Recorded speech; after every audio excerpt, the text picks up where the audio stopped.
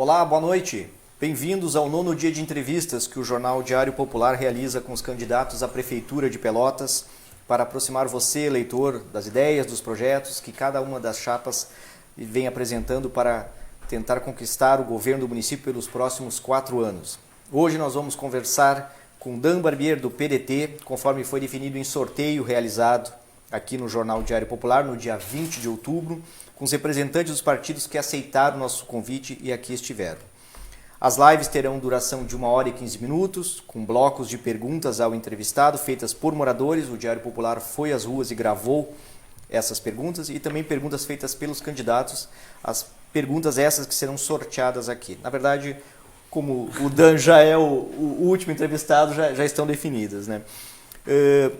Então, o nosso convidado será entrevistado por mim, sou o Jarbas Tomaszewski, editor do Diário Popular, por José Ricardo Castro, colunista do Espeto Corrido. Boa noite, Zé. Boa noite. Vinícius Perassi, editor de política. Boa noite, Vinícius. Boa noite. Quero também destacar o apoio que nós estamos tendo para realizar essas lives da empresa Essenza Casa e Jardim, a quem o Diário Popular agradece. Vamos então dar início à conversa com o nosso convidado, com a apresentação do seu perfil, material esse enviado por sua assessoria. Daniel Barbier Leal, 35 anos, é historiador e educador, mestre em patrimônio cultural e doutorando em história. Começou sua trajetória no movimento estudantil do KVG e nos grupos de jovens da Igreja Católica. Desde 2003 tem participado ativamente de organizações civis de voluntariado e terceiro setor. Formado pela Universidade Federal de Pelotas, é professor de ensino básico e ensino de jovens e adultos EJA e atuou por 10 anos na Biblioteca Pública Pelotense. É fundador da Associação Amigos do Teatro 7 de Abril e foi vice-presidente do Instituto Histórico e Geográfico de Pelotas, presidente do Conselho de Cultura e do Fórum dos Conselhos Municipais de Pelotas. Hoje, Dan atua no setor privado e em causas humanitárias. O compromisso de Dan Barbier é com o resgate da dignidade de cada bairro e de cada pelotense. Ao lado de sua vice Mabel Teixeira, tem conversado com os pelotenses. É o morador e a moradora quem sofre para criar alternativas em meio a um abandono tão evidente. A aposta de Dan é na escuta e na gestão compartilhada da cidade. Pelotas só pode servir as pessoas se antes escutar o que elas têm para dizer e construir junto com elas um futuro digno para todos. Dan, boa noite. Boa noite. A gente quer iniciar essa conversa, o Diário Popular quer iniciar essa conversa contigo falando um pouco sobre o lançamento da tua candidatura, né? Tradicionalmente o PDT, que já esteve na prefeitura por 2 vezes, costuma lançar candidaturas acompanhado de outros partidos. Só em 2008 parece que não foi sozinho. Por que isso não aconteceu aqui em 2020? Olha, em primeiro lugar, boa noite mais uma vez ao time, importante, assim, de peso, né? E que estão fazendo esse serviço, né, nesse momento importante para a democracia brasileira, que são as eleições municipais, mas principalmente para o futuro da cidade de Pelotas. Nós passamos por um processo muito desigual, em que tem candidaturas com um peso muito grande, tanto de estrutura quanto de recursos financeiros, e nós, né, que estamos fazendo o máximo possível, né, e contando aí com esses espaços importantes que a imprensa tem dado em tempos iguais para todo mundo. Quero agradecer também a você que está em casa nos assistindo, né, que tem acompanhado as lives aqui do Diário Popular e que está ainda, né, decidindo o seu voto. Quero dizer que o seu voto para essas eleições é muito importante. Precisamos fazer uma inversão de prioridade nos próximos 4 anos. Sobre a questão do PDT, é importante a gente lembrar que o PDT, a partir de 2018, apresentou no cenário nacional um projeto nacional de desenvolvimento. É o único partido que tem um projeto de peso e que fala desde a soberania nacional, para a gente de fato ter, né, na sua essência a soberania enquanto povo brasileiro, falar sobre desenvolvimento desde os micros, pequenos empresários e o mais importante, inclusão social. Não tem soberania, tu não tem desenvolvimento se tu não fizer inclusão e justiça social de verdade. É essa dinâmica que está presente no Projeto Nacional de Desenvolvimento que o PDT defendeu nas eleições de 2018, é o que a gente traduziu no nosso plano de governo.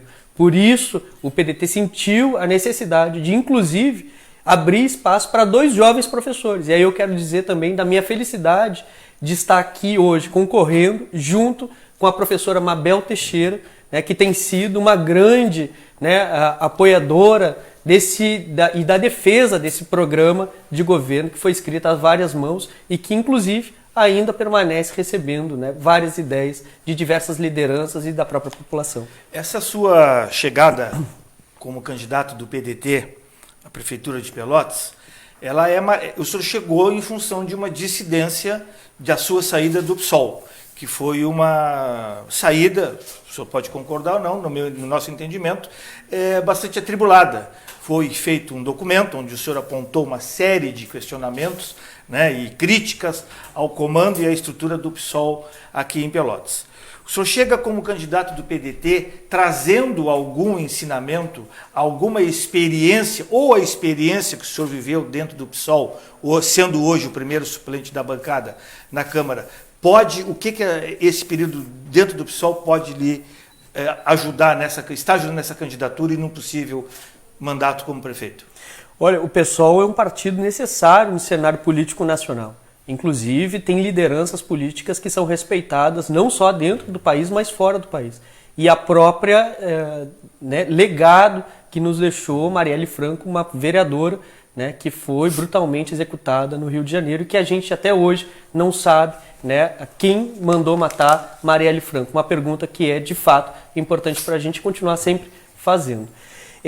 Sobre a questão do PSOL, eu volto a dizer, hoje o PDT é o único partido no país que tem um projeto nacional de desenvolvimento. O PSOL foi importante desde a sua fundação em 2005 até 2013, quando aconteceram as jornadas de junho de 2013, né, principalmente ali também na defesa da democracia durante o golpe parlamentar de 2016, né, e na defesa, né, da democracia depois nas eleições de 2018, mas perdeu a oportunidade de apresentar um projeto para o país, para o futuro do país. O PDT fez isso, né, e é esse projeto nacional de desenvolvimento que a gente está defendendo nessas eleições. Se há alguma contribuição, e há várias contribuições que o pessoal, né, me trouxe ao longo dessa caminhada, foi a capacidade de pensar principalmente as pautas identitárias, conhecer o nosso povo a partir da sua diversidade. Né? Hoje o povo brasileiro, né, precisa ser visto a partir da sua diversidade.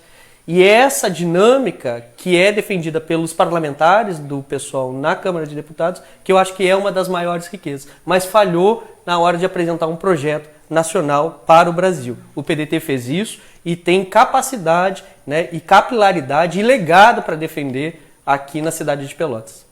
Ainda sobre essa questão do senhor no PDT e a sua saída do PSOL, durante mais de um ano, período anterior a um ano ainda da eleição, o nome falado pelo PDT para a candidatura à Prefeitura de Pelotas sempre foi do vereador Marcos Cunha, o líder da bancada na Câmara. Um pouco mais perto da convenção se falou também no nome da vereadora Cristina. Eram os dois nomes. Primeiro Marcos Cunha, depois ele não quis, se falou na vereadora Cristina. E pode-se dizer que talvez na última hora tenha surgido o seu nome da convenção para concorrer. A que se deve essa decisão de última hora, repito, do senhor a concorrer? Como é que o senhor encarou essa decisão? O senhor se sentia preparado já naquele momento? Esperava ser o escolhido pelo PDT para concorrer à prefeitura? Olha, eu vou dizer que preparado para assumir uma prefeitura da densidade, da complexidade de uma cidade que é como Pelotas, ninguém está. Mesmo aqueles que já foram prefeitos da cidade ou aqueles que querem continuar sendo prefeitos da cidade de Pelotas. Esse processo da pandemia e as crises que se sobrepuseram a ela tornaram um cenário muito difícil. Né? Então, dizer que uma pessoa tem a capacidade individual de assumir a coordenação e a gestão de uma prefeitura como essa é bastante difícil. A gente precisa, inclusive, ter a humildade para reconhecer que sozinho, dentro desse cenário, com uma máquina como é o tamanho da Prefeitura de Pelotas, ninguém tem a capacidade. Mas eu volto a dizer, o PDT tem a capacidade porque tem legado, tem trajetória. É o partido de Leonel Brizola, é o partido de Darcy Ribeiro, é o partido de Alberto Pasqualini, mas também é o partido, né, de Juliana Brizola, de Marta Rocha, de pessoas, né, que estão com o pé voltado tanto para a máquina pública quanto para as pessoas. Não é por acaso que a nossa candidatura se chama Vivacidade. Nós queremos trazer de volta um olhar carinhoso da prefeitura e do governo para as pessoas. Quanto à decisão do PDT, foi uma decisão que envolveu inclusive outros nomes. O PDT, quanto convenção, estava olhando para toda a sua militância e vendo quais dessas pessoas, quais dos militantes e militantes que existem dentro do partido com a capacidade, né, de defender esse programa. E a convenção do partido decidiu de forma unânime que eu e a minha companheira de chapa, Mabel Teixeira, seriam os melhores nomes, por serem nomes novos, por serem professores, por terem, né, capacidade de ter aproveitado muito do ensinamento que a gente teve nas academias, mas também por ter pé nos movimentos sociais, né? Movimentos de humanitários, movimentos sociais, movimentos culturais. Então eles identificaram na gente, né, essa capacidade de fazer essa defesa, né, disso que a gente vem fazendo nesses 50 dias. Trazer conhecimento, trazer capacidade de gestão, defender legado e fazer inclusão social de verdade. Sim. Pelotas tem mais de 200 mil eleitores e sabemos que existe a possibilidade da eleição ser definida no segundo turno. Né? O senhor passando para o segundo turno, esse olhar carinhoso que o senhor acabou de falar, que gostaria de transmitir para Pelotas, quem é que o senhor buscaria de apoio para um segundo turno, já que o PDT tem candidatura própria, chapa pura, e está fazendo uma forte oposição nos seus programas ao grupo, como vocês chamam, que vem administrando Pelotas há 16 anos com a maioria dos partidos? O povo pelotense. Eu acho que esses são os fundamentais no processo que a gente está vivendo nesse período de eleições municipais. O Brasil está numa crise muito séria, grave, a própria democracia, as instituições brasileiras estão combalidas. Falta muito ainda para a gente conseguir sair das crises que vem se somando desde 2016 até hoje e que tem se aprofundado numa série de reformas. Para começar pela reforma do teto dos gastos, depois a reforma da Previdência, a reforma trabalhista e até mesmo agora a reforma administrativa. Para fazer uma defesa, né, no segundo turno, a população tem que ter a coragem de fazer a defesa junto com as candidaturas. Mas em termos partidários, candidato, o senhor aceitaria apoio do PT, apoio do PSOL, apoio do PCO, apoio do MDB? Olha, desde o ano PP, passado, que estaria fora, ou do PSDB? Desde o ano passado a gente vem conversando com uma série de lideranças partidárias, inclusive saímos agora do debate lá dos sindicatos municipários de Pelotas, né, em que a gente estava colocando visões, né, sobre projetos, sobre ideias para enfrentar de fato os desafios que existem dentro desse momento, né, que vem se colocando no nosso cenário atual. E ali a gente já identificou que existem capacidades de partidos fazerem um diálogo propositivo e programático. É esses partidos que a gente quer, né, que consigam defender também esse programa de governo do PDT, que a gente quer discutir e quer chegar a um acordo, a um consenso. Quais os partidos? Eu posso citar aqui o PT, posso citar o PCO, posso citar o PSB, posso citar o PT, PSOL, PSB e o PCO de imediato, mas posso dizer, por exemplo, que a gente já recebeu apoio do Podemos, do MDB, né, de partidos que querem, que estão preocupados nessa inversão de prioridades, né, colocar Pelotas, né, de volta, né, para um olhar para as pessoas. Alguns dos partidos que o senhor citou aí, inclusive, conversaram com o PDT e formavam um grupo antes da eleição, no período pré-eleitoral, que tentava formar um frentão, uma frente de esquerda, enfim, para aglutinar, porque achavam que só uma frente seria competitiva com o atual governo. E não deu certo. Por que nesse momento o senhor acha que haveria chance de dar certo? Olha, a gente precisa entender um pouco da história das eleições e do processo de construção política no Brasil. Diferente do que a gente vem acompanhando lá nos Estados Unidos, que a imprensa tem feito uma cobertura maior do que, inclusive, as eleições municipais aqui no Brasil, aqui, as eleições se dão em 2 turnos. E não é por acaso que elas se dão em 2 turnos. No primeiro turno, os partidos têm a capacidade de apresentar projetos para a população fazer a sua avaliação. E aí, no segundo turno, sim, decidir quais dos 2 projetos, que provavelmente são projetos antagônicos, a população quer que seja implementado para os próximos 4 anos. Essa é a nossa compreensão. Nós nos colocamos à disposição da população para apresentar um programa de governo que esteja balizado em alguns eixos e algumas prioridades, inclusive em alguns compromissos. É esse programa de governo que a gente vem defendendo nesses 50 dias de eleição e que temos aprofundado a discussão com a população nessa reta final das eleições municipais. Dan, historicamente o PDT aqui em Pelotas, não é diferente, costuma se cobrir da bandeira da educação. E eu não lembro de ter uma eleição com tantos professores candidatos a prefeito e vice. integrante do magistério, ao se deparar sempre com candidatos professores, de certa forma pode se entusiasmar. Quem sabe as históricas demandas da categoria podem encontrar respostas, soluções nos próximos 4 anos. Se tu for eleito, tu e a tua vice professores, procede isso, eles podem ter um olhar diferenciado. Ao mesmo tempo, também um prefeito, professor, pode não significar nada para o magistério. E se sabe aqui que as demandas são muito grandes. Queria que falasse um pouco sobre isso. Pois é, inclusive a atual prefeita é professora, né? E aí esqueceu, dentro desses 4 anos que ela é prefeita e nos outros 4 anos anteriores que ela foi vice-prefeita, do próprio municipalismo pelotense. Os nossos funcionários públicos, né? Os nossos educadores e educadoras, inclusive a gente pode ampliar esse olhar, né, para os trabalhadores da área da educação, foram abandonados nesses últimos anos.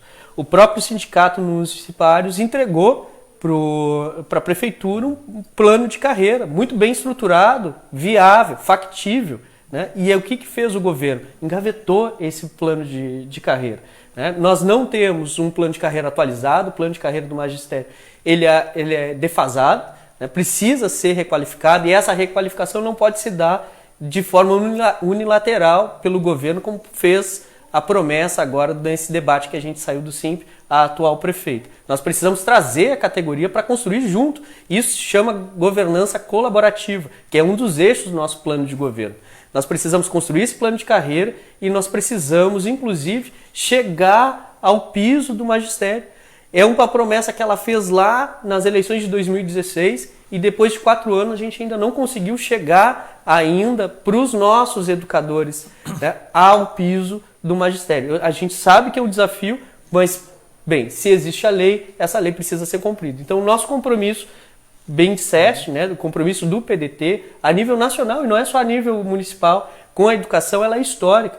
Né? O governador Leonel Brizola, tanto aqui no Rio Grande do Sul quanto no Rio de Janeiro, foi o responsável pela criação dos CIEPs, né? Escolas em tempo integral, que dava alimentação para as crianças, né? Durante os turnos de ensino, que pensava a educação para além dos corredores e das salas de aula.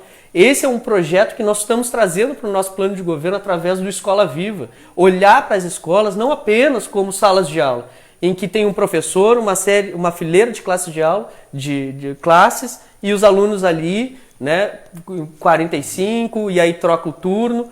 Não, a gente tem que olhar a escola por um ambiente muito mais amplo, olhar o espaço escolar. Onde é que essas escolas, as mais de 90 instituições de ensino do município estão estabelecidas? Nos territórios dos bairros, das vilas, da nossa zona rural, da zona de pescadores, das praias, né? Quanta diversidade que existe de conhecimento, de saberes no entorno dessas escolas, né? Por que deixar os alunos e os próprios trabalhadores da educação, né, fixos dentro desse ambiente que é quase prisional? Por que não abrir as portas das escolas para as comunidades, para as famílias voltarem a se comprometer desde o berço, né, com a educação das crianças? Podemos falar de novo em questão da comunidade se envolver com o ensino, aproveitar os projetos sociais, os projetos culturais que existem dentro dos bairros e trazer os nossos alunos, os nossos trabalhadores da educação, né, para trabalharem junto nesses processos, né, de construção de projetos sociais, projetos culturais, projetos esportivos, criar nas escolas as hortas urbanas,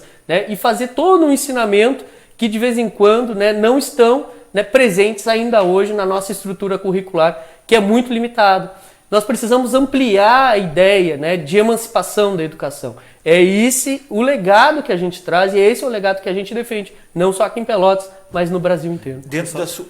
Dentro da sua visão, qual seria a capacidade ou a necessidade de Pelotas para escolas em tempo integral?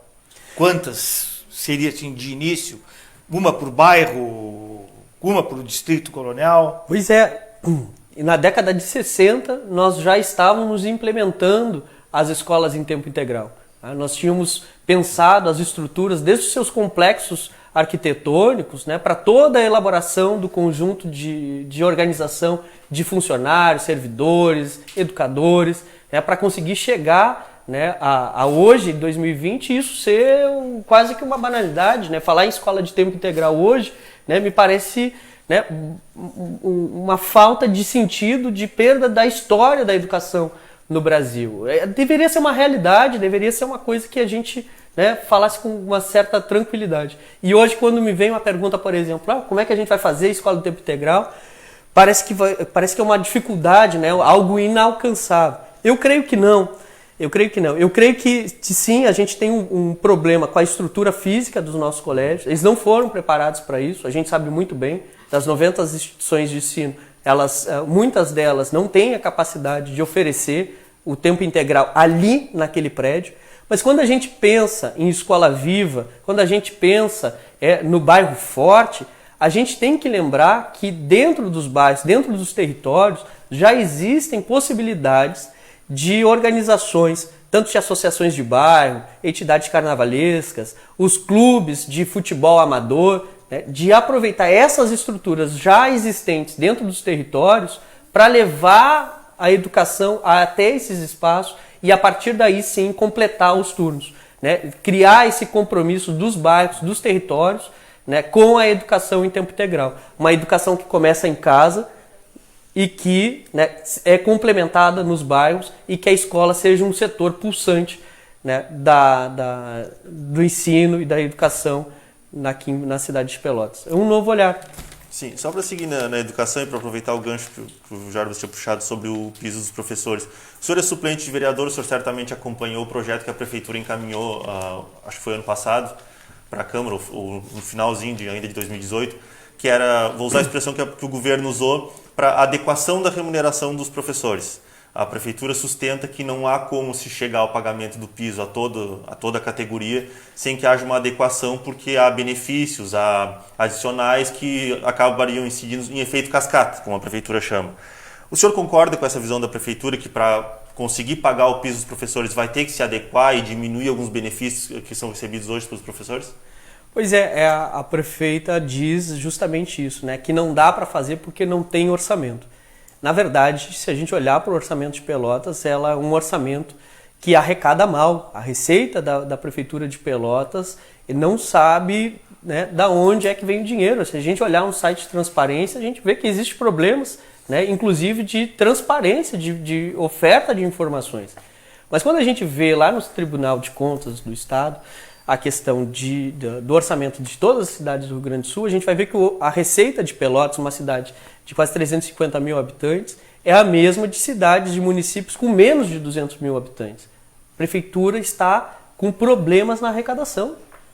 Veja só, uma prefeitura que se diz, né, capacitada, que sabe fazer gestão, e esse é o rótulo desse governo de cara nova, que eles vêm, né, colocando aí goela abaixo desde 2016, não sabe fazer arrecadação. Hoje nós temos um grupo de pessoas que não pagam nem ISSQN ou ISS, nem pagam o IPTU. Não conseguiram nem colocar o IPTU progressivo na cidade de Pelotas. Então arrecada mal, né? Ao mesmo tempo que é boa de cobrar de quem menos tem. A Prefeitura de Pelotas cobra de quem menos tem, está pensando em criar taxas para aumentar a arrecadação de quem tem pouco, enquanto quem tem muito não paga. Nós precisamos, para chegar até o piso, corrigir o problema orçamentário aqui de Pelotas. Nós precisamos cobrar daqueles profissionais, daquelas instituições que não pagam ISS e nem pagam IPTU. Nós precisamos qualificar a nossa receita, como fez, por exemplo, a cidade de Canoas, como fez a cidade de Caxias, que tem o dobro da receita aqui do Rio Grande do Sul. Nós não precisamos tirar dos nossos trabalhadores, que já são bastante... São cidades muito mais industrializadas também, né? Pelotas tem uma riqueza muito grande aqui interna. Nós podemos, por exemplo, pensar que só na economia criativa Pelotas poderia estar construindo seu orçamento com até 20% dentro dessa área, da qual a cidade de Pelotas tem uma potencialidade muito grande. Mas deixa eu voltar à questão. A Prefeitura de Pelotas, ela quer retirar direitos dos trabalhadores. Essa é a iniciativa e a energia que o governo quer colocar nos próximos 4 anos para conseguir continuar fazendo com que os nossos trabalhadores fiquem com seus salários defasados. Já não tiveram aumento de 2018 até 2020, não tiveram nem aumento, nem reajuste em cima da inflação, muito menos em ganho real. São 7,45% que deveria ter sido feito o reajuste na database de maio desse ano. E não foi feito, mais um ano, em que a Prefeitura fechou as portas para os trabalhadores do município. E aí eu volto a dizer, né? Se a gente quer ter uma prefeitura que funcione, que seja de fato eficiente, nós precisamos valorizar os nossos servidores, manter os benefícios, organizar a receita para fazer o complemento salarial, para que a gente consiga de fato cumprir a lei, principalmente a Constituição, que exige que os trabalhadores recebam o mínimo. Precisamos diminuir a carga horária daqueles que têm a carga horária de 8 para 6 horas, para equalizar o problema da diferença de carga horária dos trabalhadores aqui do município. E precisamos também fazer com que os nossos trabalhadores se sintam valorizados com um plano de carreira que lhes dê chance, né, de ter uma progressão de salário, né, durante o período de trabalho que eles ofertam, que oferecem à população pelotense. Nós precisamos ter um carinho, um cuidado melhor com os nossos servidores, né, e tirar o peso de dentro da prefeitura, que hoje tem os CCs. Pelotas é uma das prefeituras que menos valoriza os servidores municipais, ao passo que é a prefeitura que mais tem CCs.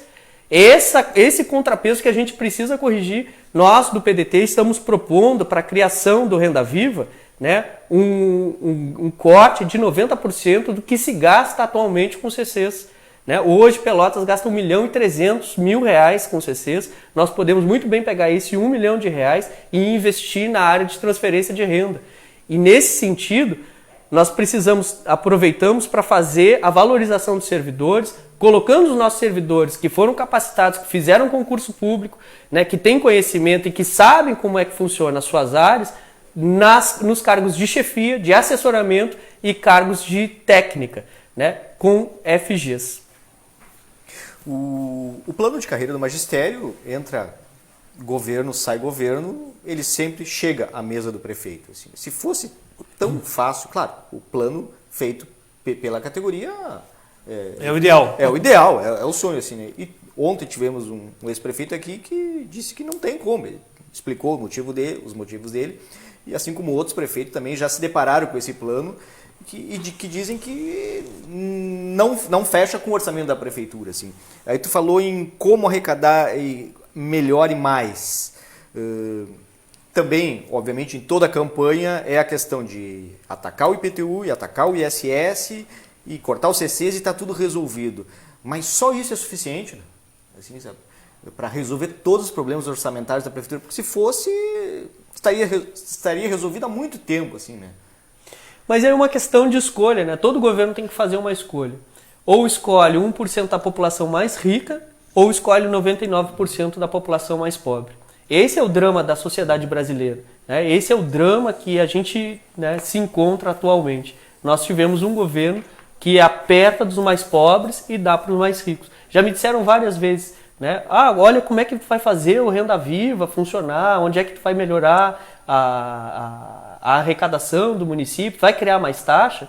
Gente, eu vou lhe dizer uma coisa, a prefeitura que não teve coragem de sentar com a categoria e estabelecer o plano de carreira, que não teve coragem de fazer a defesa dos nossos funcionários públicos para que chegassem ao mínimo nacional e que chegassem aos pisos, tanto dos professores do magistério quanto dos agentes comunitários de saúde, foi a prefeitura que teve coragem de chegar, né, e fazer o propel, passar na Câmara de Vereadores um projeto de parceria público-privada que coloca o próprio patrimônio do município, né, como um calção caso a parceria público-privada não dê certo. Esse é o drama, essa é a escolha, não é uma questão de se dar ou não dar, é uma questão de escolha política. Esse governo decidiu que ia governar para os mais ricos e está fazendo isso muito bem. Olha onde é que a prefeita Paula tem as melhores avaliações do governo dela. É nas regiões centrais, nas regiões nobres do Laranjal e da Zona Norte. Para eles está muito bem, porque eles têm asfalto, têm agenda de poda, tem a estrutura viária, tem estrutura de iluminação, tem segurança. Claro que para eles está bom, mas foi feita uma escolha. Foi feita uma escolha para governar para os mais ricos. E é esses que, por exemplo, não precisam pagar o ISS, é esses que não precisam pagar o IPTU. É uma escolha de 16 anos.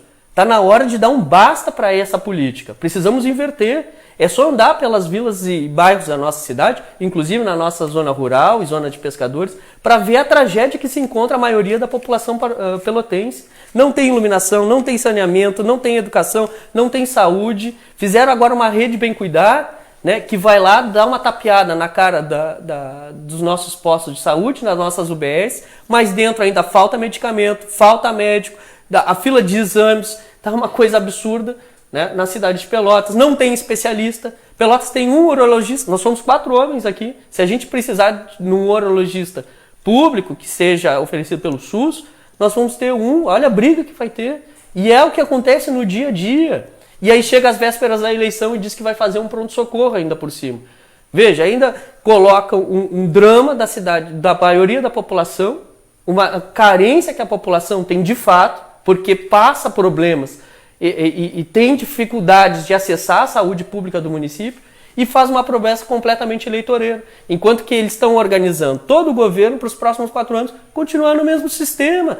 E valorizar aqueles que têm capacidade de pagar um plano de saúde, que têm capacidade de pagar uma mensalidade de um colégio particular, que não precisa usar transporte público, né? Que estão com uma vida mais bem estruturada. É mais uma questão de escolha política do que de fato se é possível, se não é possível. O senhor usou uma expressão aí que, se nós fôssemos fazer um bolão, digamos assim, uma aposta da expressão que todos os candidatos falariam em algum momento, seria bairros e vilas. Todos os candidatos que sentaram aqui, o senhor também, falam sobre as dificuldades nos bairros e vilas. As perguntas dos moradores que o Diário Popular foi às ruas perguntar o que eles queriam saber dos candidatos, todos citam problemas, todos ou 90%, quase todos, citam problemas nos bairros e vilas. Pavimentação, saneamento, iluminação. E todos que sentaram aqui dizem que isso é um problema que o atual governo esqueceu e que há um abandono dos bairros e vilas e tal, e se propõem a solucionar o problema. Só que esse é um problema que passa por governos há décadas. Todo governo, quando chega numa época de eleição, ele acaba sendo atacado porque tem problemas nos bairros e nas vilas. O que o senhor propõe para que o senhor eleito prefeito, daqui a 4 anos, se o senhor sentar nessa cadeira aí, o senhor não seja o alvo das críticas de que os bairros e as vilas estão esquecidos?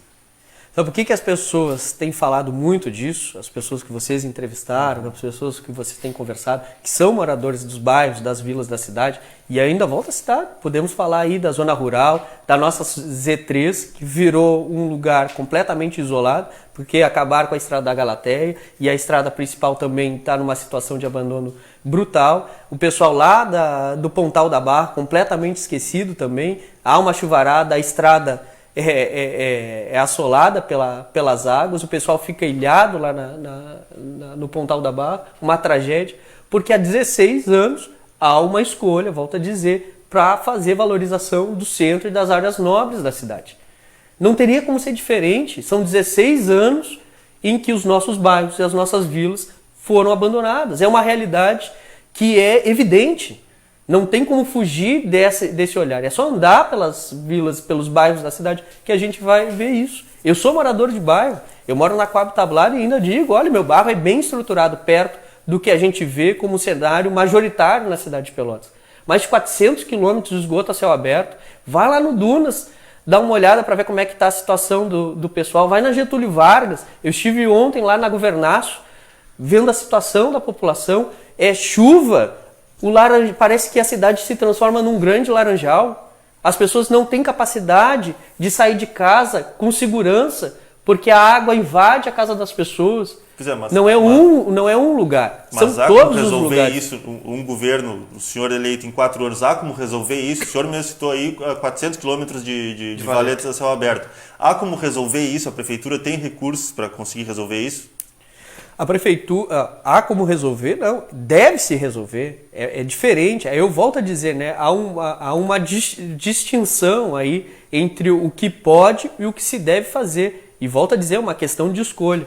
Deve-se fazer, deve-se resolver o problema das pessoas. E as pessoas, Vinícius, quando a gente vai conversar com elas, e olha que nós já estivemos em todos os lugares aqui da nossa cidade, sabe o que as pessoas dizem?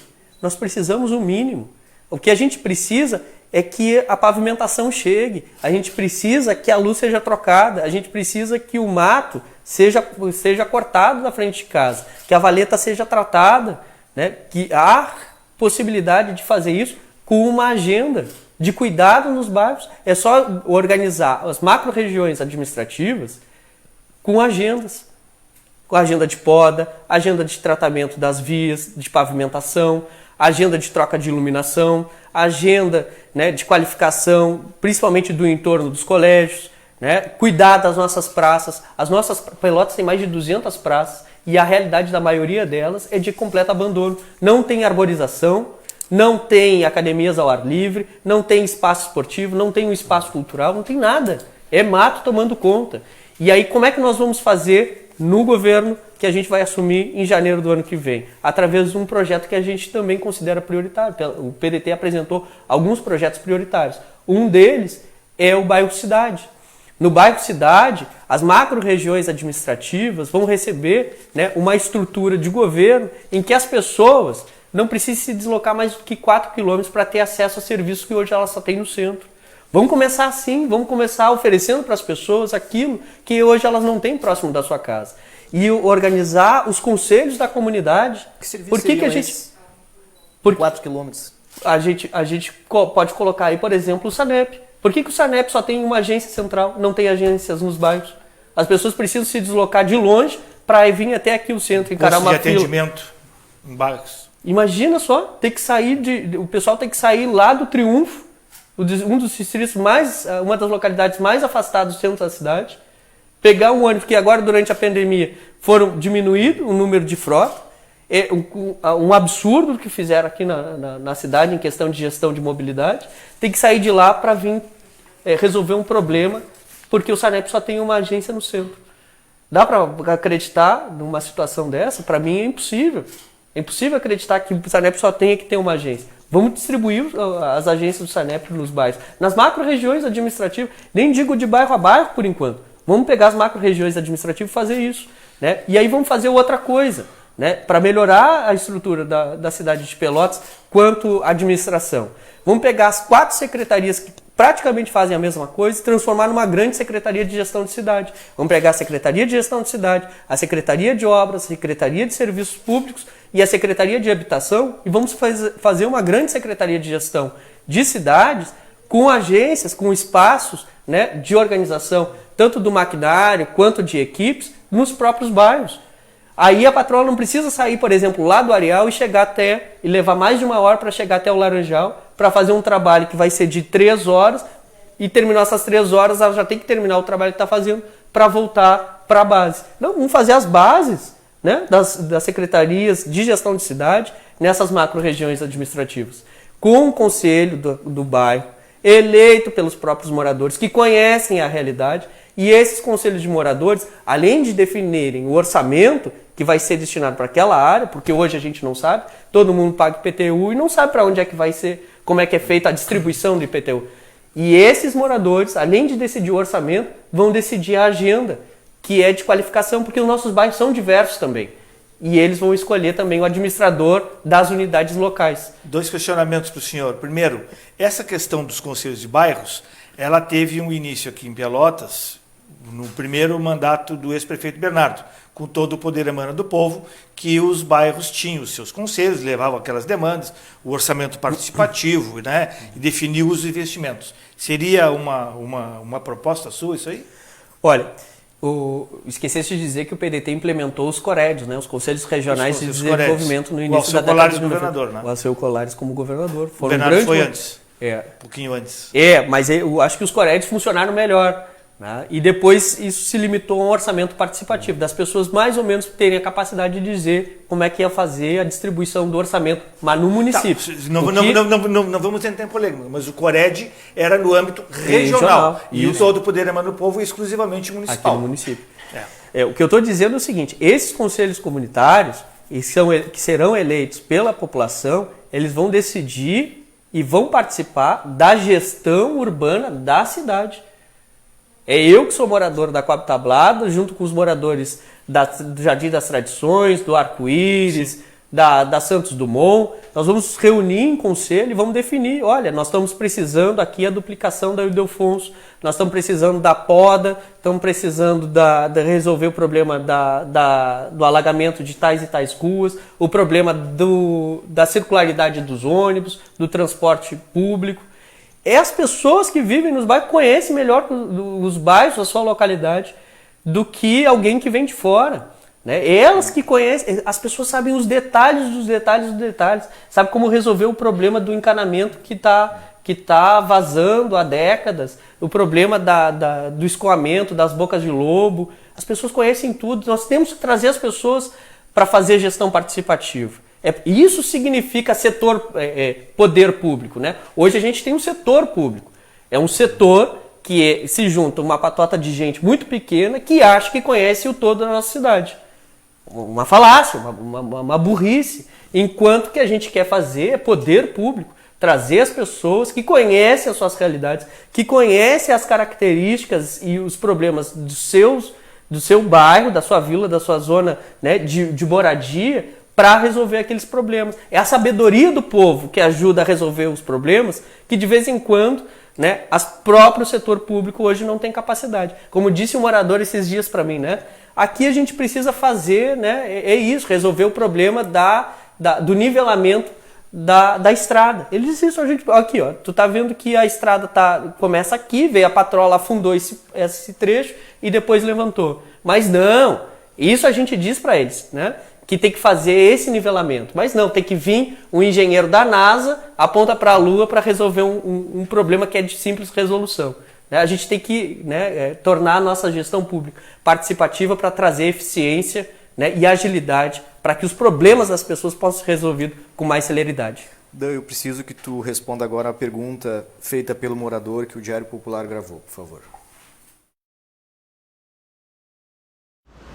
Olá, sou Regiane Canês, sou moradora da Simões Lopes e lá nós temos muitos problemas hoje de saneamento básico e iluminação e tantos outros. E eu gostaria de saber se os nossos candidatos a prefeito têm alguma proposta de algum projeto que possa melhorar a esses problemas.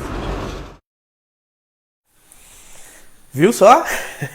Ministro.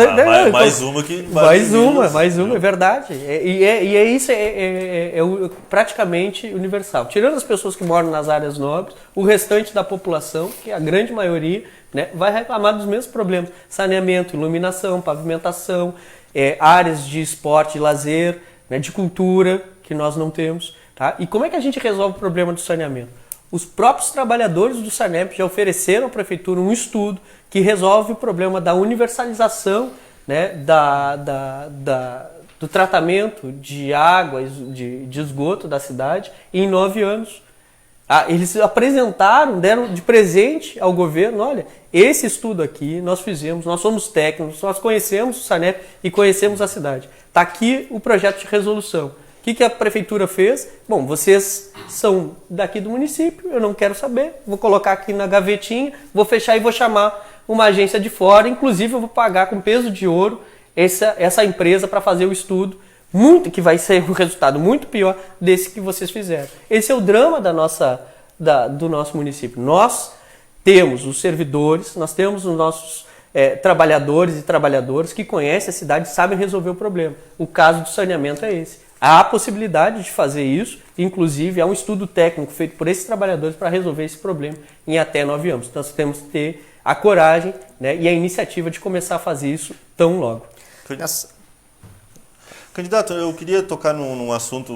No ano passado, o senhor acabou se envolvendo numa polêmica que talvez tenha sido a maior polêmica, acredito eu, da sua, não digo carreira política, mas da sua trajetória como envolvido com a política, que foi... o senhor se posicionou contrário à instalação da loja Avan na área do Jockey Clube de Pelotas. O senhor liderou um movimento, enfim, que não concordava que houvesse a instalação da loja ali, levou isso ao Ministério Público. Eu queria entender, isso acabou que o senhor depois disso deixou o seu cargo na Biblioteca Pública de Pelotas, enfim, gerou uma polêmica na cidade, reação, deputados se posicionando a favor da loja, uma mobilização na cidade. O senhor se arrepende daquele posicionamento contra a instalação da loja na cidade e da denúncia ao MP? O que levou o senhor a se posicionar daquela forma, daquela vez, e como o senhor, como prefeito, agiria no caso de uma grande empresa como aquela que se quisesse se instalar na cidade com o senhor administrando? Veja, não foi uma posição minha, foi uma posição do Conselho de Cultura que, de forma unânime, defendeu um parecer... O senhor representava o Conselho. Eu era presidente do Conselho. Tá? Mas essa foi uma decisão coletiva. Inclusive, as próprias cadeiras que são ocupadas pela Prefeitura e pelo atual governo votaram a favor desse parecer. O problema não era a vinda da van. O problema era a forma como a van estava vindo, em desrespeito à legislação municipal. E aí eu volto a dizer, nós precisamos valorizar o que é nosso, nós precisamos valorizar as riquezas da nossa cidade. E a maior riqueza da nossa cidade são os nossos trabalhadores. E essa vinda da van, o que acarretou? Primeiro, um desrespeito total à nossa legislação, principalmente ao nosso plano diretor. Isso ficou evidente, estava todo mundo, inclusive o Ministério Público, reconheceu, né, que havia uma quebra em questão da legislação do plano diretor de Pelotas, mas depois o resultado foi pior, por causa que os próprios trabalhadores, né, acabaram perdendo direitos em seguida da vinda da van. Né? Nós perdemos um pouco abrindo precedentes e um outro pouco, né, fazendo com que os nossos trabalhadores perdessem direitos, né, principalmente os trabalhadores que trabalham nos domingos e feriados aqui na nossa cidade. É essa defesa que eu acho que foi vital naquele momento, defender os nossos trabalhadores e defender a autonomia do município em relação a essas questões. Nós, inclusive, chegamos a conversar com diversos agentes para encontrar um outro lugar para que a van pudesse se estabelecer. O problema não era a vinda da van, mas era a forma como a van estava vindo. E a gente viu, né, que no final das contas não foi nem positivo, nem para a cidade e nem para os nossos trabalhadores. Mas sem querer polemizar, mas o que teria que ver o local onde a van se instalaria em função das questões trabalhistas, comerciários, que o Jockey Club é uma entidade privada. Sim. Em tese, tem autonomia para definir o que vai fazer na sua área, respeitando a legislação, essa coisa toda. Qual seria o óbice de um local para a van se a questão principal foi cumprimento da legislação municipal, trabalhista, essas coisas todas? Veja que o direito à propriedade ele não é absoluto, né? Ele é relativo, tem que cumprir uma função social. Sim. Qual é um dos maiores atrativos da cidade de Pelotas hoje em dia, inclusive, que é responsável por 4% do nosso produto interno bruto? É o turismo. Pelotas tem uma riqueza muito grande em questão de paisagem, sim, em questão de arquitetura, mas inclusive em questão de memória, identidade e fazer cultural.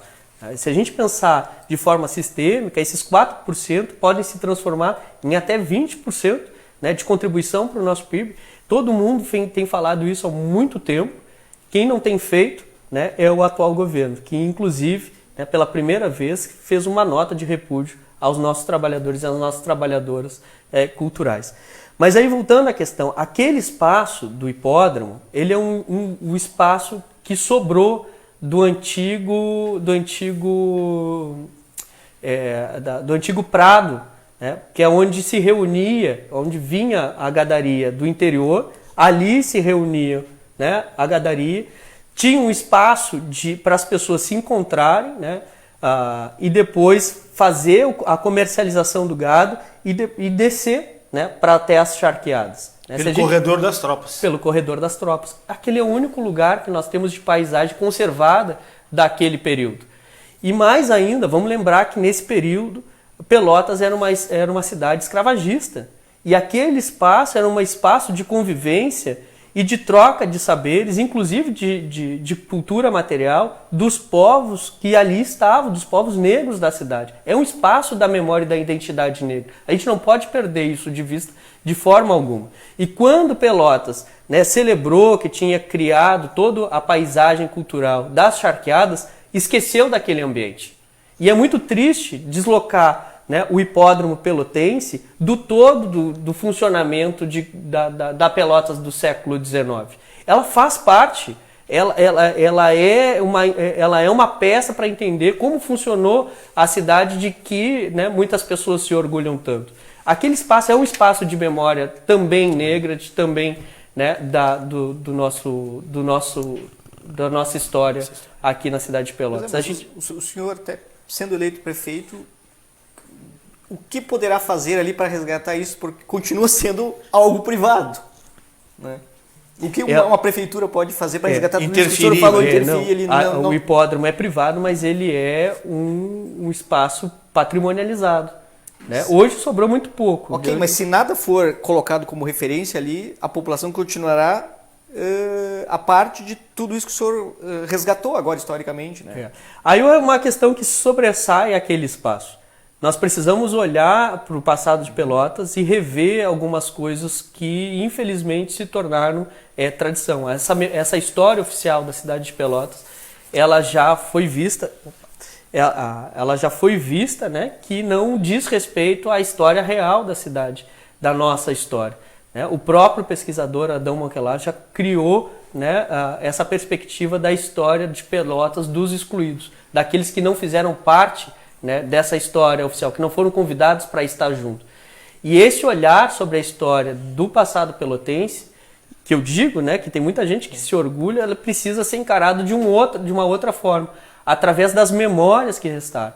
E, inclusive, vale aqui lembrar, né, a passagem da mestre Cirlei Amaro, que faleceu há pouco e que contribuiu de forma fundamental para a gente inverter um olhar sobre a história da cidade, né?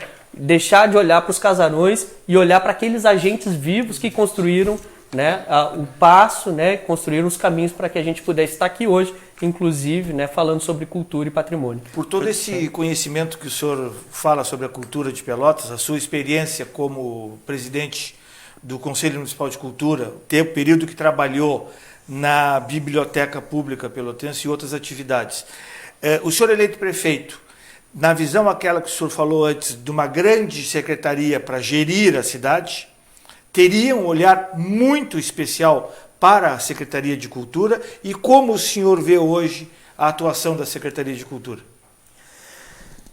Vamos começar pelo início, pela parte propositiva. Pelotas tem uma riqueza cultural, como todos os outros lugares do Brasil tem uma riqueza cultural incrível. A diversidade cultural de Pelotas é uma das maiores riquezas que nós temos.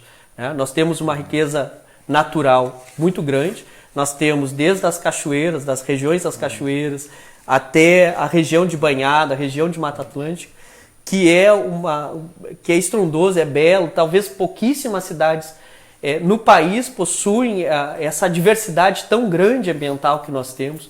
Nós somos a cidade das águas. E, por incrível que pareça, nós estamos dentro do continente, somos uma cidade rodeada por águas, mas que fez a questão de virar as costas para as nossas águas. Viramos as costas e deixamos de reconhecer o potencial das nossas cachoeiras, dos nossos arroios, do nosso canal São Gonçalo, da nossa região de praias, né? Hoje, quase 100% do nosso esgoto vai sem tratamento para a Praia do Laranjal.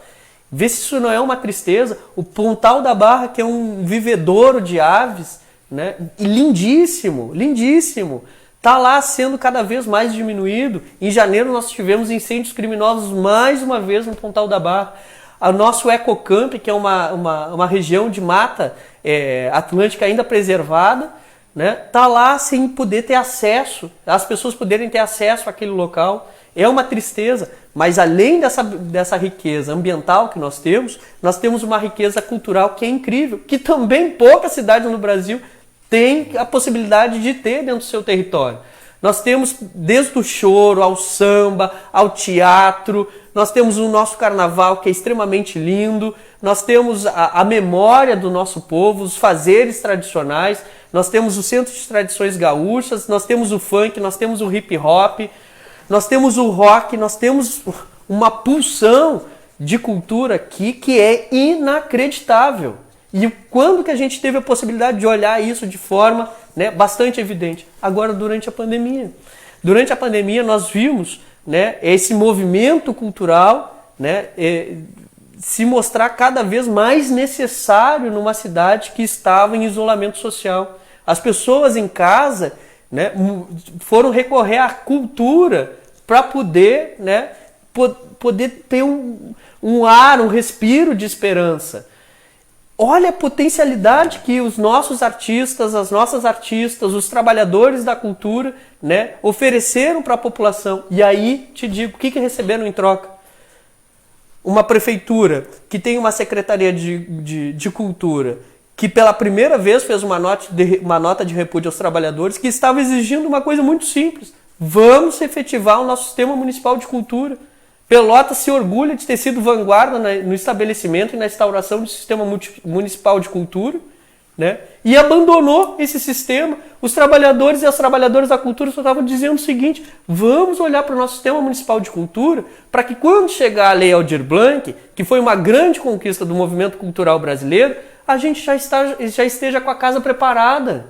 Vamos nos antecipar, vamos resolver os problemas aqui, para que quando chegar, porque vai chegar, todo mundo sabia que ia chegar, Pelotas recebeu, né, 2 milhões, mais de 2 milhões, é histórico, para ser investido na área de cultura, e a prefeitura fez a tragédia de não ouvir os trabalhadores e as trabalhadoras da cultura, abandonou o sistema municipal de cultura e teve que fazer às pressas uma conferência, que inclusive chegou uma personalidade lá em determinado momento, porque foi numa live, foi nesses encontros de conferência virtual, chegou uma pessoa lá e disse assim: o que eu estou fazendo aqui? Ele disse, aí veio o tal do secretário dizer assim: é uma conferência de cultura. Mas eu não faço parte da cultura, não trabalho com gestão pública de cultura. Né? Nós tivemos dos 4 anos do governo Paulo, nós tivemos 2 anos que não aconteceram pró-cultura. São mais de 1,2 milhão que deixaram de ser investido em projetos culturais, que é a porta de entrada de profissionalização de diversos projetos culturais e de fazedores e sabedores da cultura do nosso município. Cadê o Pró-Cultura? Cadê a aba lá no site de transparência para a gente ver aonde é que estão sendo investidos o orçamento da cultura do município? O Sete Entardecer, todo mundo tem orgulho do Sete Entardecer, um dos projetos mais respeitados do Rio Grande do Sul, e que no ano passado foi interrompido. Por que interrompeu o 7 de abril? Além de terem matado o 7 de abril, ainda acabaram com um dos projetos culturais mais valorizados, mais reconhecidos pelo nosso povo. E quanto ao 7 de abril, 10 anos fechado 7 de abril, 10 anos fechado. O último espetáculo 7 de abril, dia 21 de dezembro de 2009. E aí fizeram o seguinte: pegaram um projeto que foi aprovado pelo PAC Cidades Históricas de 6 milhões, e aí do dia para a noite passaram para 23 milhões. E agora que a gente conseguiu fazer um grande movimento cultural para conseguir desativar, né, destrancar o orçamento, os 6 milhões, junto com o Henrique Pires, nós conseguimos desbloquear esses recursos, os recursos chegaram, e sabe o que fizeram? Foram lá e pintaram a fachada, dando uma sensação de que o teatro vai voltar. Agora eu pergunto, entra dentro do Teatro 7 de Abril para ver como é que está o estado do Teatro 7 de Abril. Olha lá, tá vazio, tiraram tudo.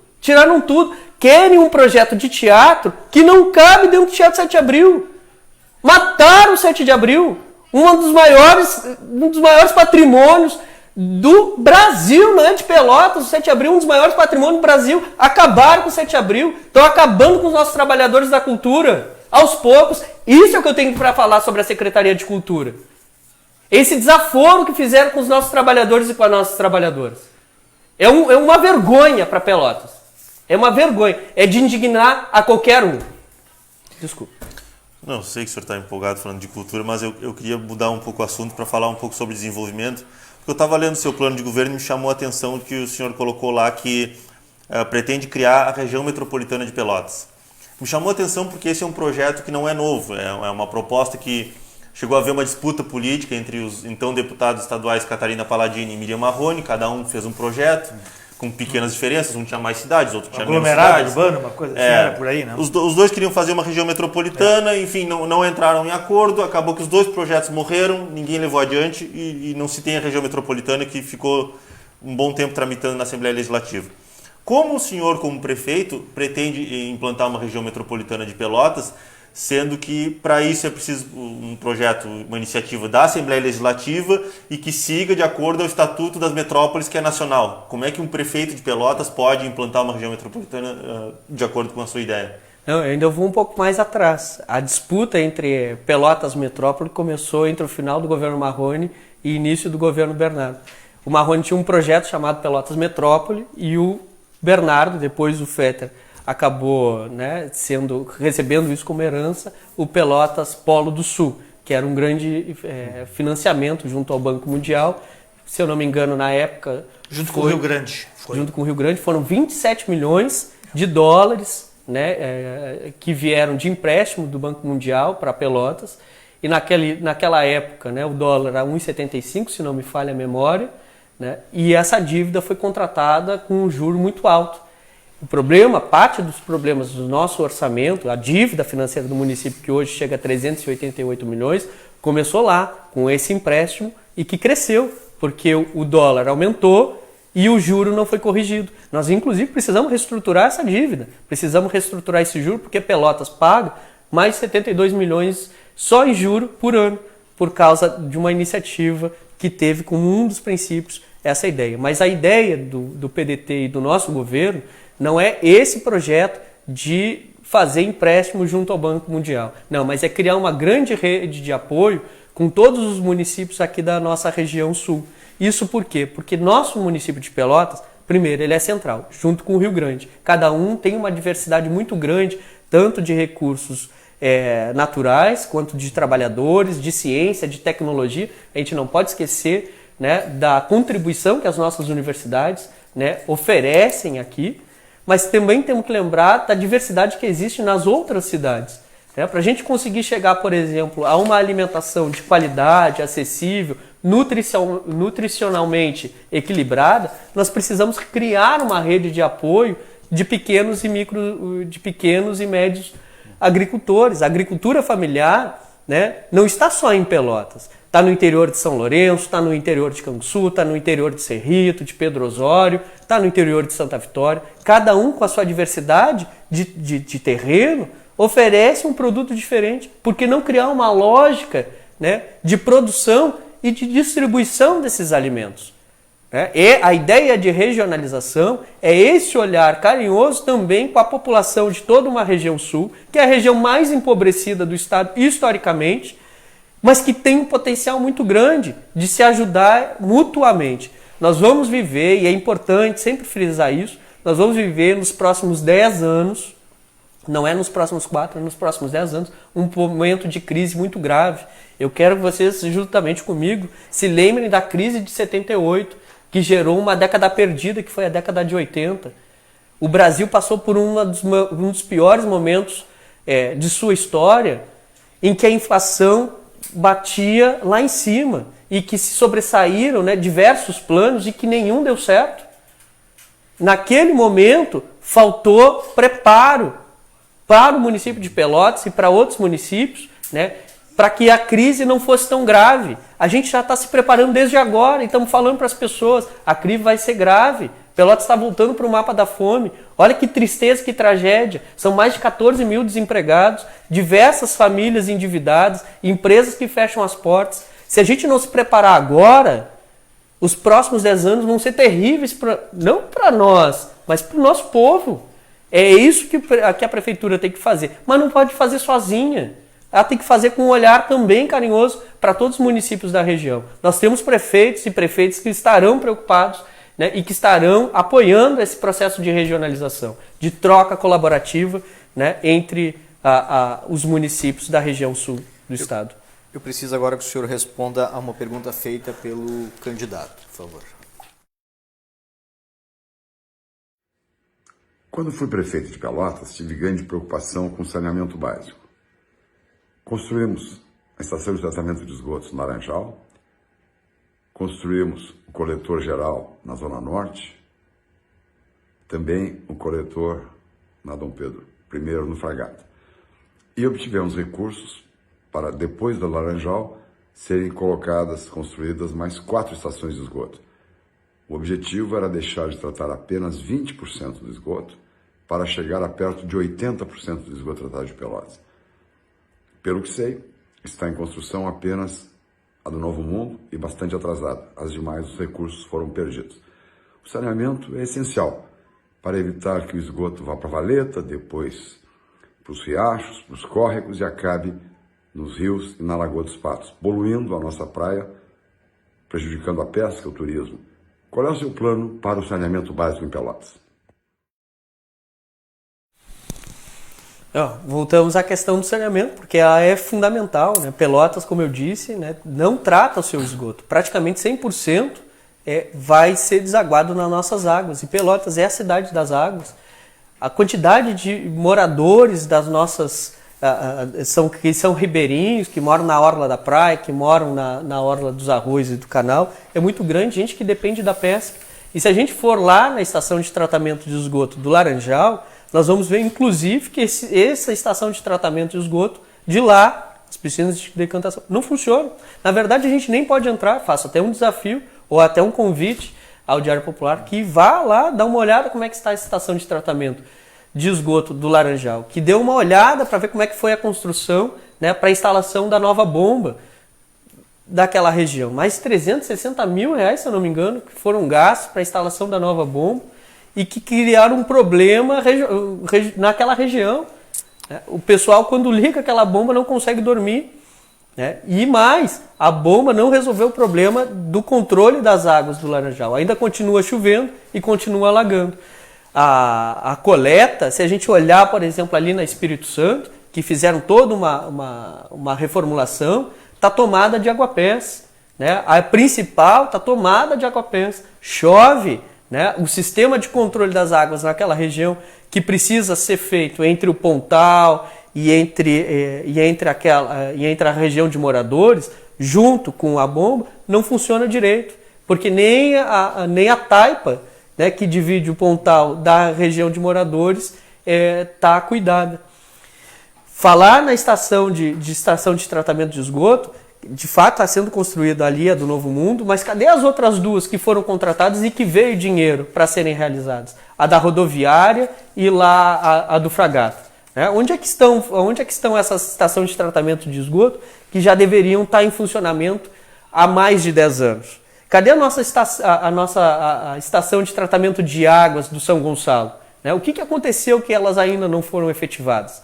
E teve recurso para isso, parte do empréstimo e das dívidas que o município contraiu foi para conseguir chegar à universalização do tratamento de esgoto e, inclusive, resolver o problema do tratamento de água. E Pelotas, mais um ano, passou por um problema de abastecimento. Nós chegamos, inclusive, a um recorde histórico de falta de água no Santa Bárbara.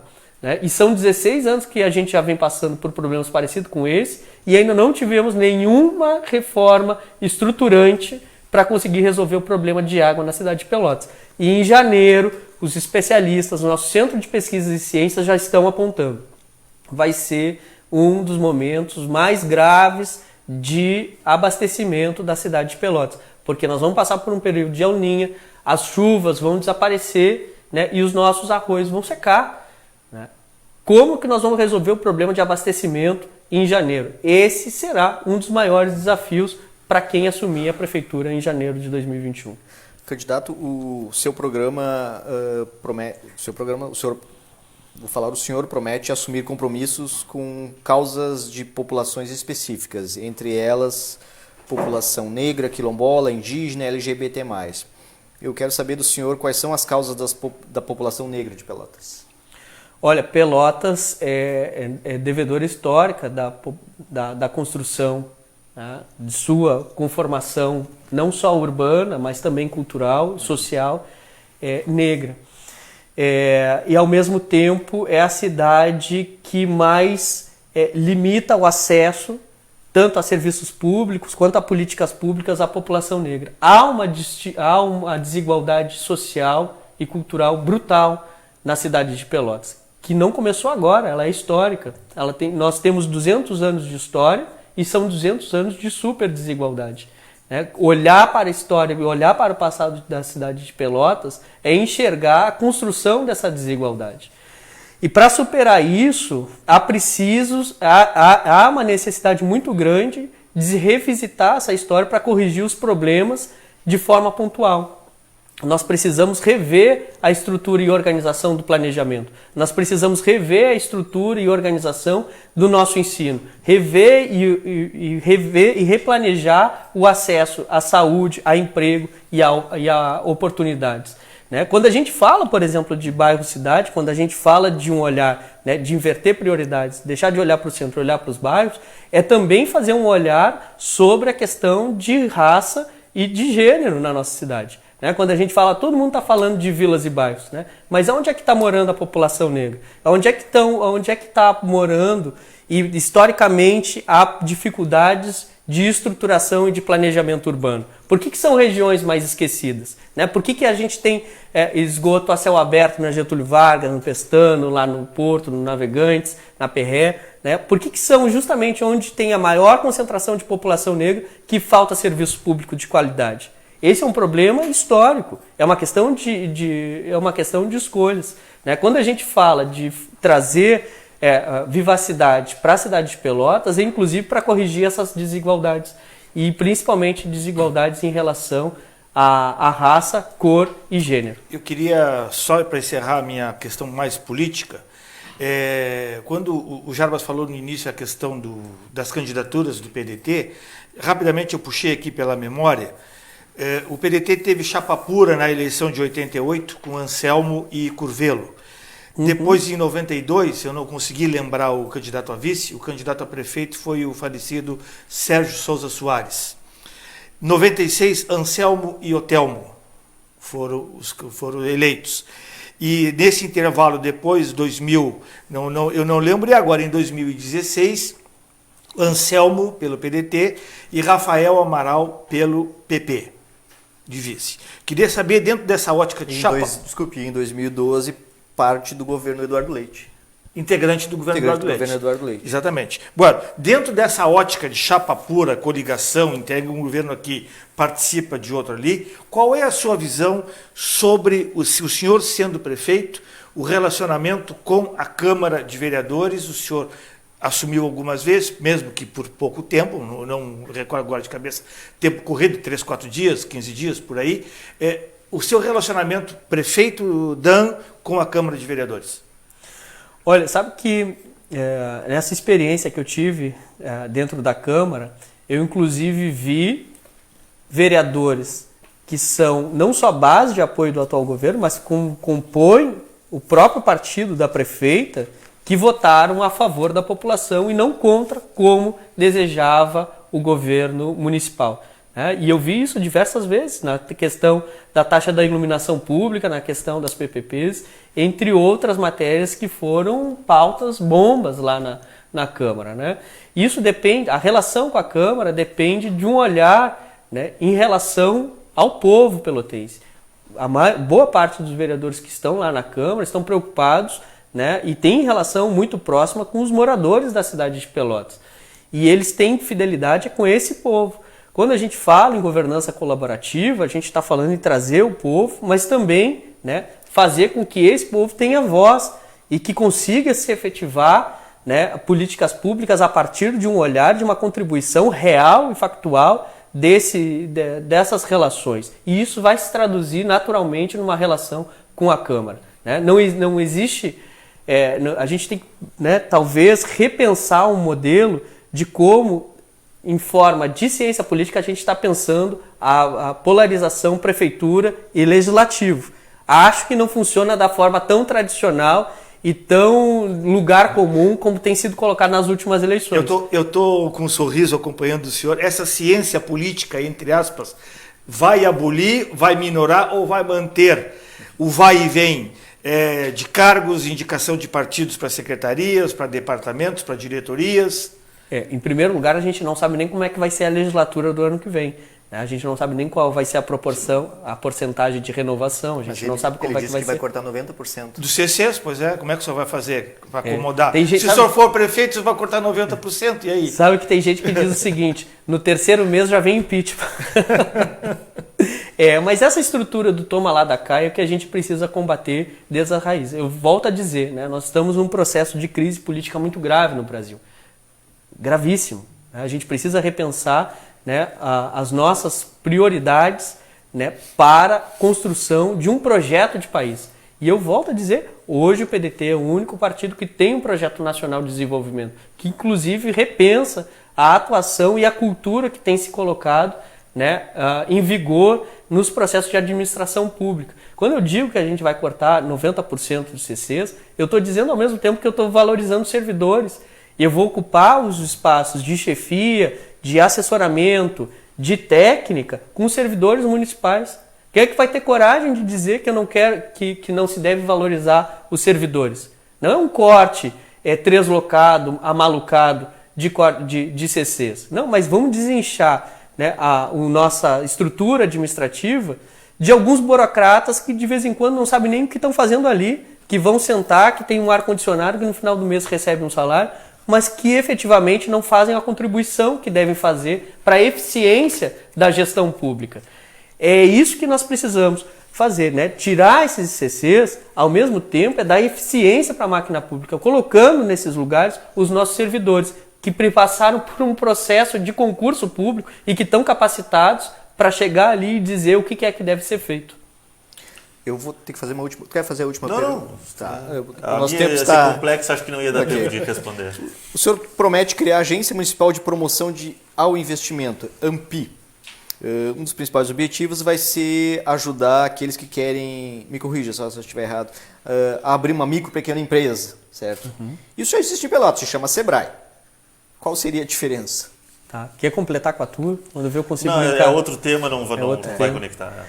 Olha, sabe, Jarbas, o que acontece em Pelotas, e é recorrente, principalmente dentro do empresariado, que há uma dificuldade muito grande de se conseguir abrir um negócio. Muitas vezes, né, o empreendedor tem que alugar um espaço e fica com esse espaço parado por uns 2, 3 meses até chegar aos primeiros papelados e cumprir esses primeiros processos burocráticos, né? Quem perde é o empreendedor. Nós precisamos corrigir essa distorção. Nós precisamos facilitar, né, a abertura de novos empreendimentos e, inclusive, qualificar as que já existem e tentar encontrar meios de retomar, né, aqueles empreendimentos que sofreram por causa desse processo da pandemia.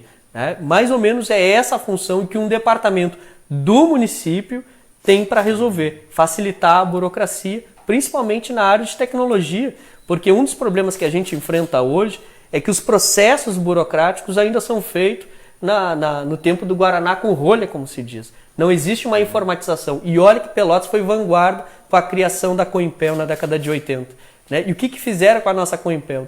Tornaram a nossa Coimpel, né, uma agência, né, uma empresa pública que não está capacitada em oferecer toda a rede lógica de dados, de informatização e de facilitação de troca de conhecimento entre as secretarias do nosso município. Então, não só a agência, mas tem todo um plano que precisa ser implementado, que é outro plano também de reforma estruturante do nosso município para facilitar os processos burocráticos. Quer fazer outra pergunta? Não dá tempo temos mais. tempo? Acabou? Não podemos. O senhor tem 3 minutos para se despedir. É bem mais do dos minutinho nossos- lá do horário político. dos nossos- Um minutinho não, 30 segundos. Olha, eu primeiro queria agradecer ao Diário Popular. Esse trabalho, de fato, ele é importante. Né?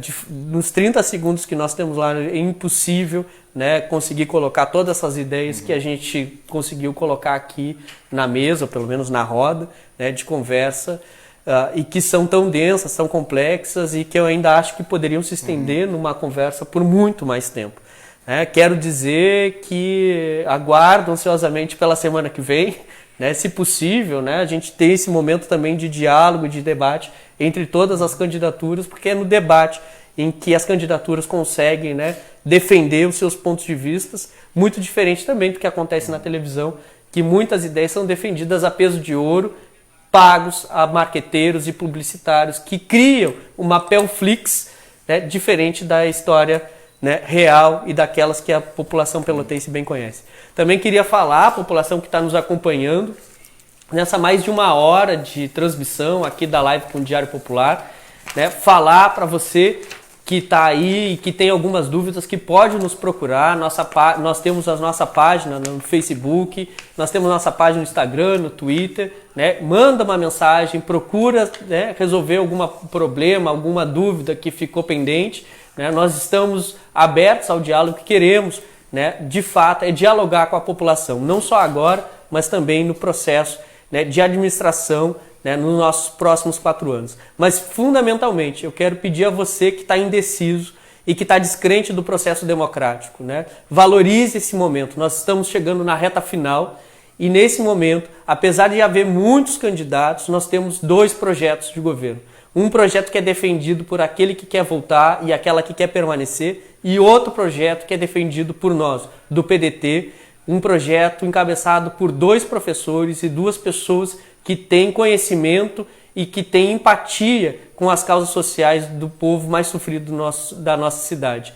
Nós temos um plano municipal de governo que é inspirado num projeto nacional de desenvolvimento que quer fazer auditoria das contas públicas, uma governança colaborativa e fazer inclusão e justiça social através da universalização e da efetivação de políticas públicas. Não é pouca coisa, mas essa inversão de prioridades ela precisa acontecer. Os próximos 10 anos serão difíceis para o povo brasileiro e aqui em Pelotas nós temos que nos preparar para resolver os problemas, para que as pessoas tenham condições de ter uma vida digna e feliz. Precisamos que as pessoas em Pelotas tenham vontade e felicidade de morar na nossa cidade. É essa volta da esperança, essa volta da alegria de ser pelotense que a gente quer cumprir como meta principal no nosso governo. E é isso que a gente vai fazer. Por isso, no dia 15, vote 12 2 vezes. Vote 12 para prefeito e vote 12 para vereador. Quero agradecer a presença do nosso entrevistado de hoje, Dan Barbier, do PDT. Nós encerramos assim a nossa série de lives que realizamos com os candidatos que aceitaram o nosso convite. Quero agradecer ao José Ricardo Caspo, ao Elis Peraça por 2 semanas aqui, todas as noites. Não foi fácil para nós, mas foi muito gratificante. E com todos os cuidados. Estamos sem máscara só agora, né? Exato.